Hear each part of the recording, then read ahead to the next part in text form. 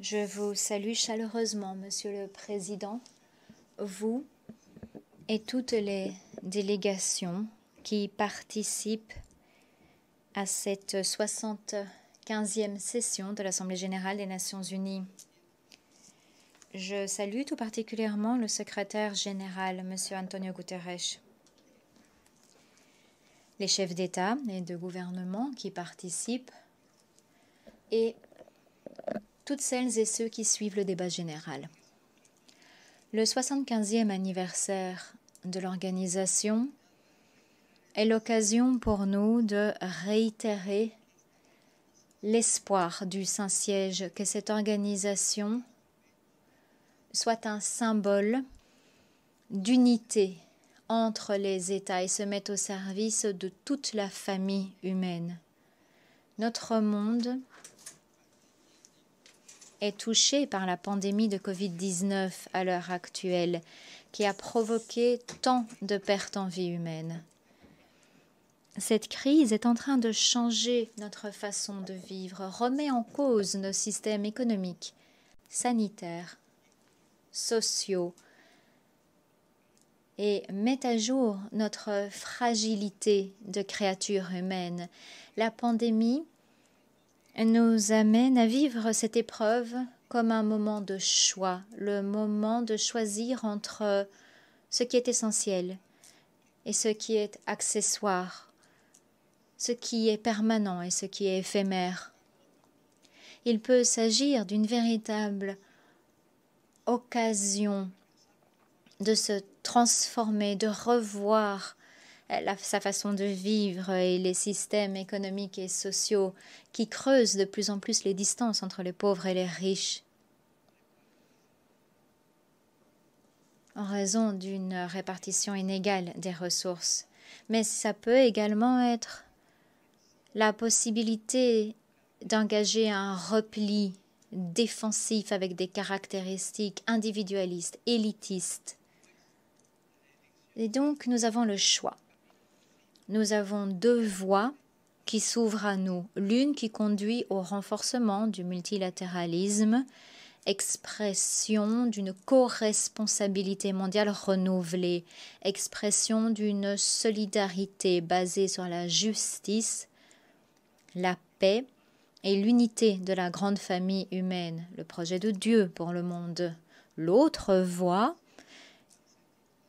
qui fait prévaloir les comportements de nationalisme, de protectionnisme, d'autosuffisance, d'individualisme et d'isolement, laissant de côté les plus pauvres, les plus vulnérables, les habitants des périphéries de l'existence, ce qui sera délétère pour toute la communauté, ce qui nuira à tous, et il ne peut pas en être ainsi. La pandémie a clairement montré la nécessité urgente de promouvoir la santé publique et de concrétiser le droit de tout un chacun à des soins de santé de base. Voilà pourquoi je lance à nouveau un appel aux responsables politiques et au secteur privé afin qu'ils prennent les mesures idoines pour garantir l'accès aux vaccins contre la Covid-19 et aux technologies essentielles et nécessaires pour prendre les malades en charge. Et s'il faut privilégier quelqu'un, qu'il soit le plus pauvre, le plus vulnérable, que cela soit celui qui, en général, est victime de discrimination parce qu'en général, il n'a ni pouvoir ni ressources économiques. La crise actuelle nous a également prouvé que la solidarité ne peut pas être une vaine parole, une promesse infondée. Il est évident qu'il faut éviter cette tentation d'aller au-delà des ressources naturelles. La liberté humaine est capable de limiter la technique, de la réorienter, de la mettre au service d'un autre type de progrès qui soit plus sain, qui soit plus humain, plus social, plus global. Il nous faudrait également tenir compte de tous ces aspects lorsque l'on débat de la question complexe de l'intelligence artificielle.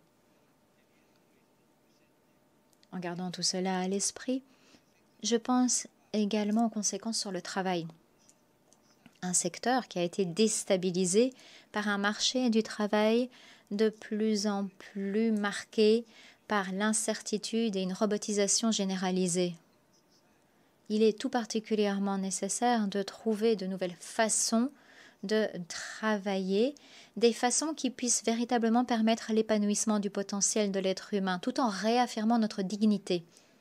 Afin de garantir un travail digne, il faut changer le paradigme économique dominant qui ne recherche qu'à grossir les profits des entreprises.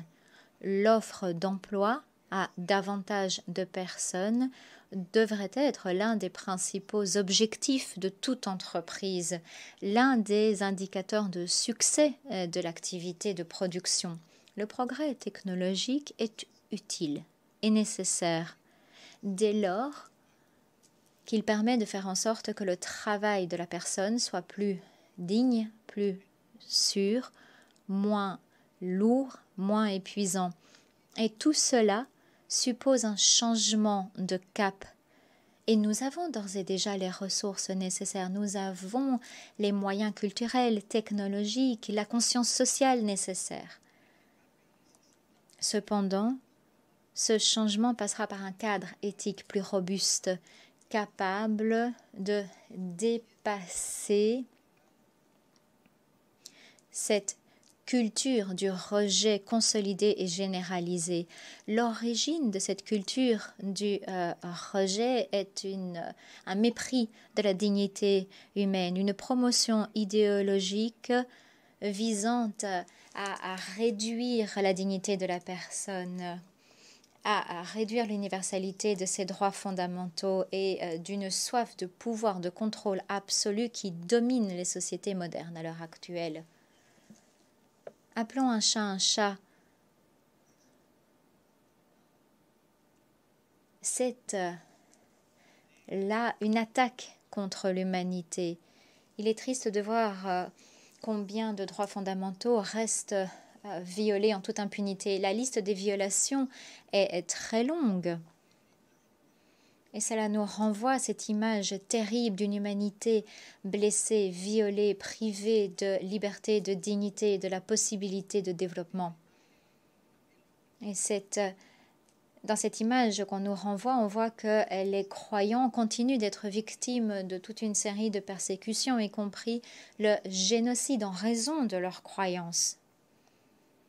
Et parmi les croyants, les chrétiens sont victimes. Tant de chrétiens souffrent de par le monde. Parfois, ils sont contraints et forcés de quitter leurs terres ancestrales et ils sont arrachés à leur riche histoire et culture. Il nous faut également reconnaître que les crises humanitaires sont devenues des situations où le droit à la vie, à la liberté et à la sécurité personnelle n'est plus garanti.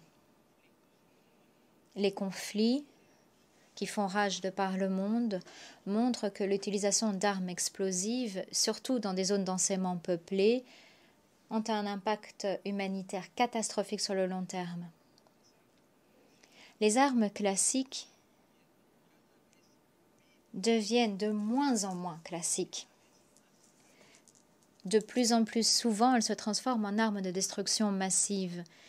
Elles ravagent des villes, des écoles, des hôpitaux, des lieux de culte, des infrastructures et des services essentiels pour la population.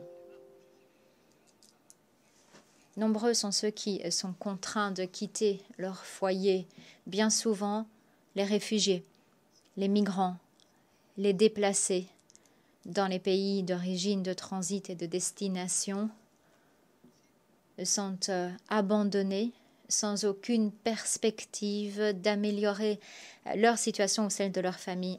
Pire encore, ils sont des milliers à être interceptés en pleine mer et renvoyés de force dans des camps de détention où ils sont victimes d'abus, de torture. Ils sont nombreux à être victimes de la traite des personnes, de l'esclavage sexuel ou du travail forcé. Ils sont exploités doivent faire du travail humiliant sans salaire juste. C'est intolérable. Or, c'est une réalité aujourd'hui que beaucoup ignorent délibérément. Les efforts internationaux importants pour réagir à cette crise commencent par une grande promesse, notamment le Pacte mondial sur les réfugiés pour les migrations. Mais ces instruments ne jouissent pas du soutien politique nécessaire pour être couronnés de succès. D'autres instruments échouent parce que les États cherchent à échapper à leurs responsabilités et engagements. Mais la crise actuelle est une occasion à saisir. C'est une occasion qui s'offre aux Nations unies. C'est une occasion de donner naissance à une société fraternelle et de compassion.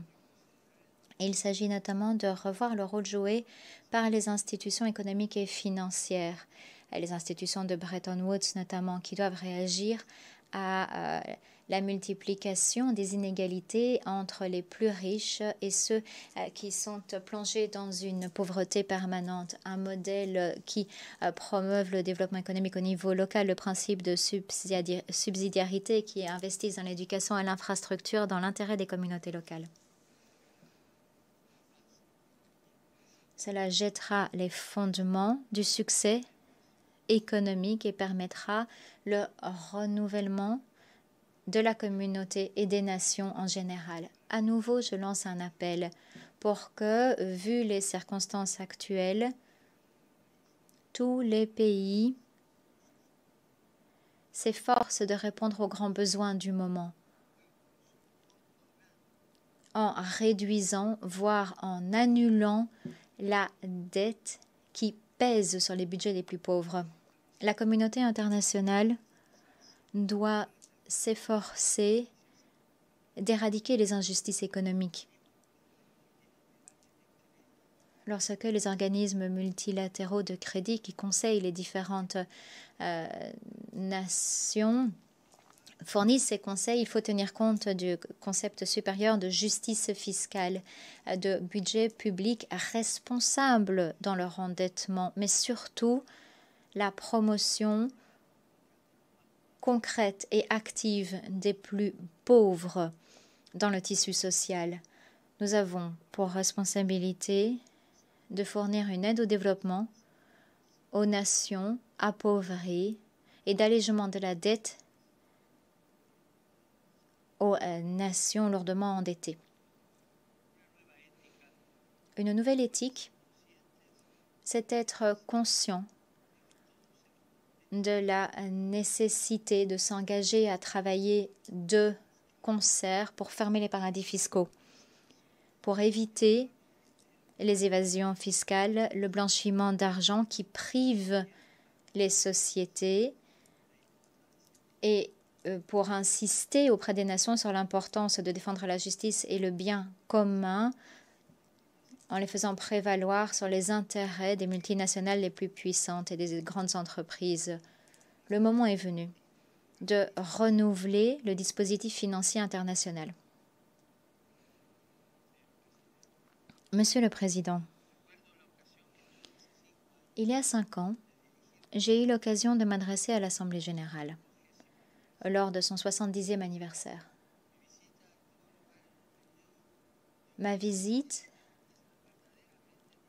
a eu lieu à l'époque où le multilatéralisme était dynamique. C'était un moment prometteur, synonyme de grand espoir qui avait précédé l'adoption du programme à l'horizon 2030.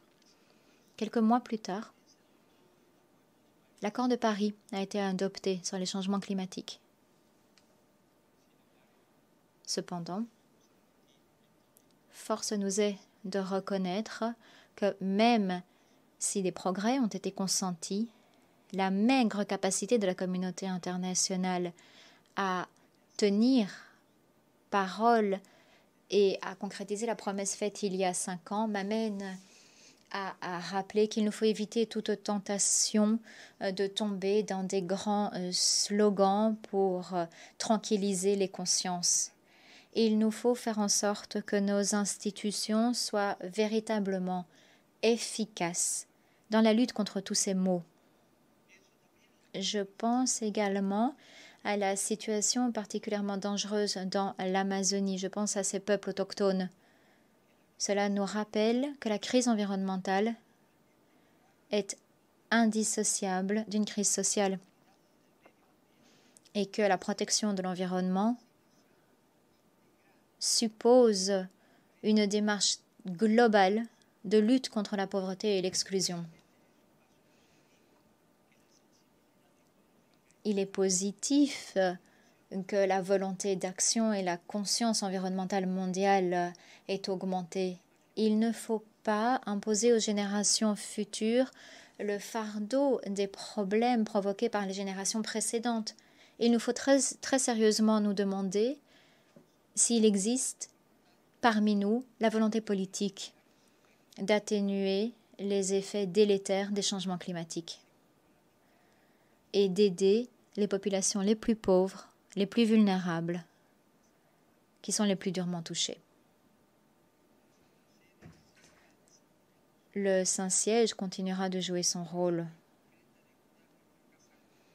pour prendre soin de notre maison commune. J'ai récemment ratifié l'amendement de Kigali au protocole de Montréal.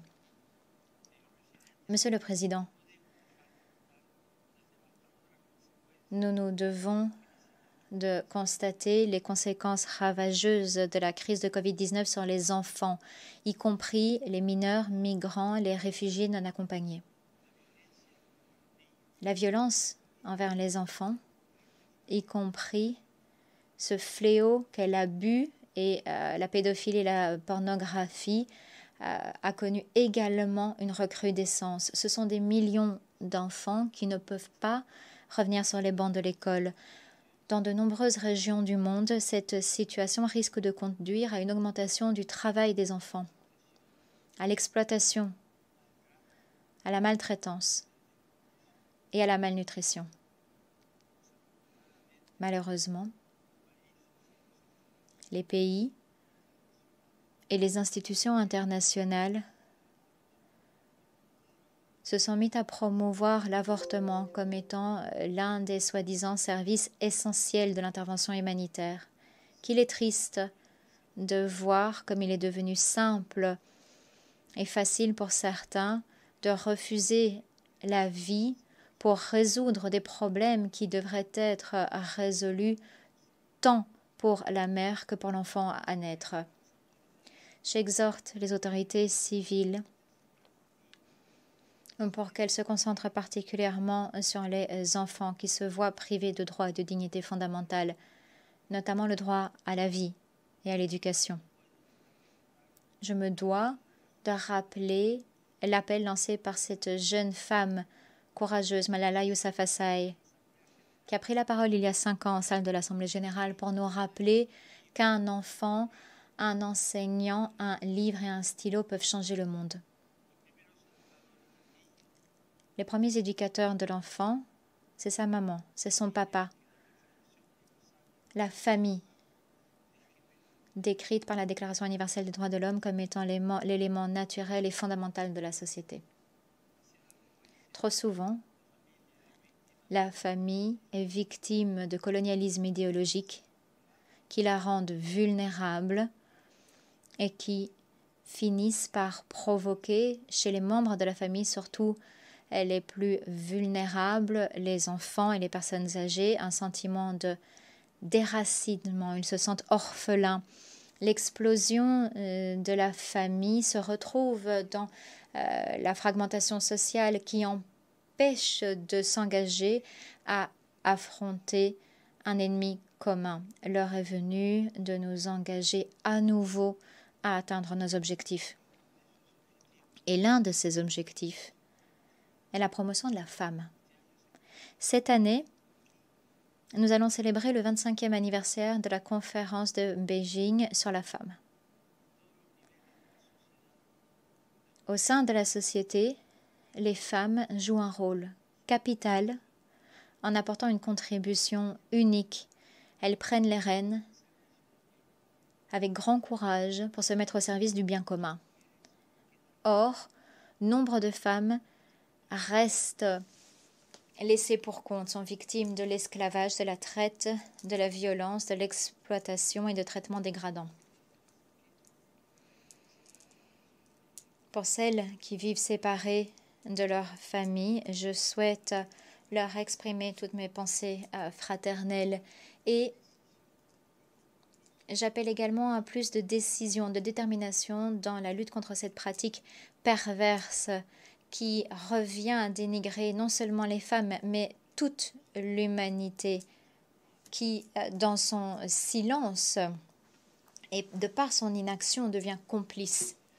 Monsieur le Président, nous devons nous poser la question, est-ce que les principales menaces qui pèsent sur la paix et la sécurité, telles que la pauvreté, les épidémies, le terrorisme, entre autres, est-ce que l'on peut contrer ces menaces lorsque la course à l'armement, y compris aux armes nucléaires, se poursuit et continue de gaspiller de précieuses ressources qu'il aurait fallu utiliser pour garantir le développement intégral des peuples et pour protéger l'environnement et la nature. Il est temps de remédier à cette méfiance ambiante. On assiste à une érosion du multilatéralisme qui est d'autant plus grave que de nouvelles technologies militaires émergent.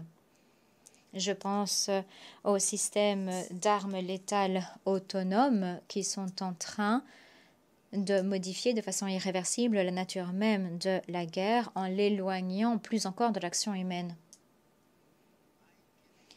Il faut démanteler les logiques perverses qui relient la possession d'armes et la sécurité personnelle et sociale.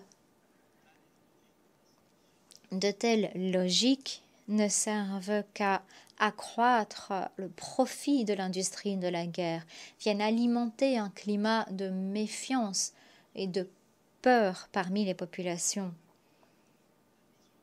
Et notamment la dissuasion nucléaire ne fait qu'alimenter une atmosphère de peur avec cette menace de l'annihilation mutuelle, ce qui vient envenimer les relations entre les peuples et entraver le dialogue.